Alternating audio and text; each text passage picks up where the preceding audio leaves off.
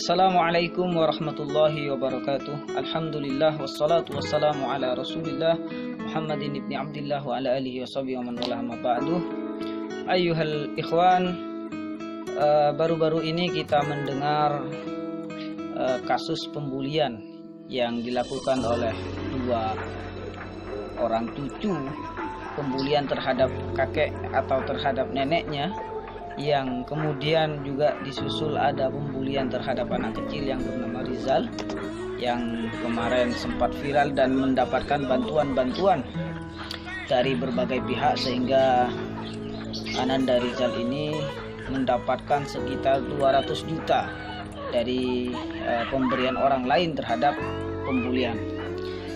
Pembulian ini di dalam Islam dinamakan dengan zulmun, kezaliman, di mana Islam mengajarkan bahwa kezaliman ini harus dimusnahkan atau dilenyapkan di dunia ini. Jadi Islam mengajarkan tentang toleransi, Islam mengajarkan tentang kasih sayang, dan Islam sangat tidak menyukai terhadap yang namanya pembulian.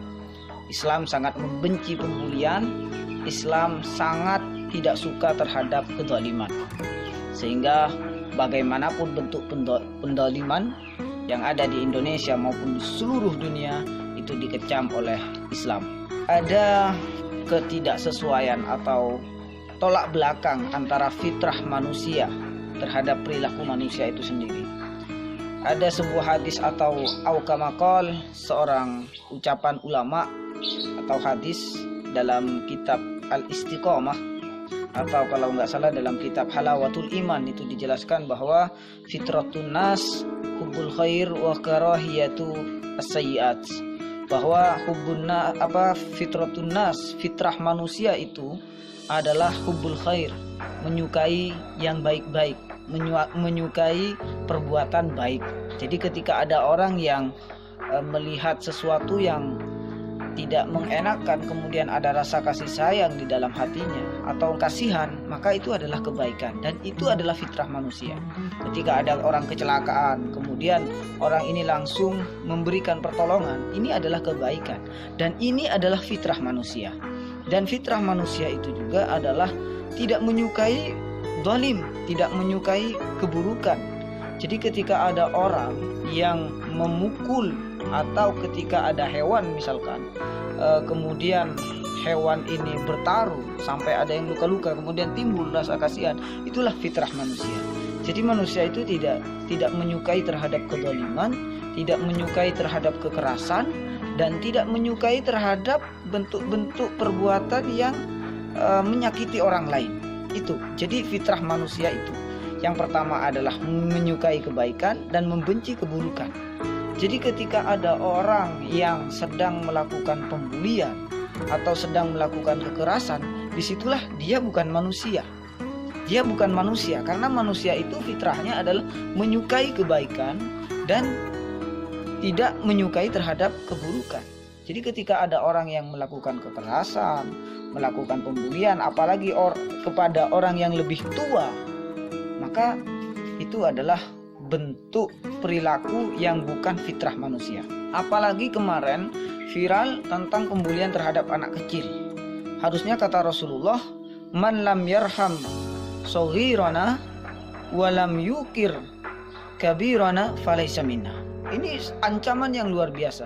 Siapa yang tidak menyayangi yang lebih kecil, maka dia bukan golongan kami, kata Rasulullah. Dan siapa yang tidak menghormati yang lebih besar, maka juga bukan golongan kami. Pembulian terhadap anak kecil ini termasuk kezaliman besar, dan pembulian terhadap yang lebih besar ini juga penzaliman yang sangat besar. Sama seperti kemarin ada pembulian terhadap neneknya yang kemudian dicaci maki, dihina. Ini tidak menghormati yang lebih tua. Dan kemarin anak kecil yang ditendang bahunya sampai jatuh ke tanah, tersungkur ke tanah, ini termasuk pembulian yang sangat besar. Jadi Islam itu mengajarkan kita untuk menebarkan kasih sayang, sehingga ada hadis yang sangat terkenal di pesantren, itu irhamu man fil ardi yarhamkum man fis sama. Kasihanilah semua yang ada di bumi, maka yang di langit akan menyayangi kalian. Inilah bentuk ajaran agama Islam. Jadi mulai sekarang stop pembulian, stop kekerasan, dan stop caci maki. Stop segala bentuk pembulian. Dan stop kata-kata kotor, stop juga caci maki kepada orang lain. Oleh karena itu, saya mengajak kepada saya pribadi dan kepada semuanya, saudara-saudaraku seiman, saudara-saudaraku setanah air, untuk berhenti melakukan pembulian. Karena ketika ada orang yang dibully, kemudian orang itu memunajat kepada Allah, berdoa, atau hanya berbisik di dalam hatinya, sungguh doa orang yang dizalimi itu tidak ada hijab antara doa dia dengan Allah Subhanahu wa taala. Kita tahu semuanya tentang hadis ini, bahwa Allah menegaskan doa orang yang dizalimi itu akan sangat mustajab, akan gampang Allah mengabulkan doa yang dizalimi itu untuk menjadi kenyataan. Bisa jadi yang kemarin itu, kasus seorang anak yang bernama Rizal itu ditendang, kemudian dibully, dihina, diketawakan semuanya.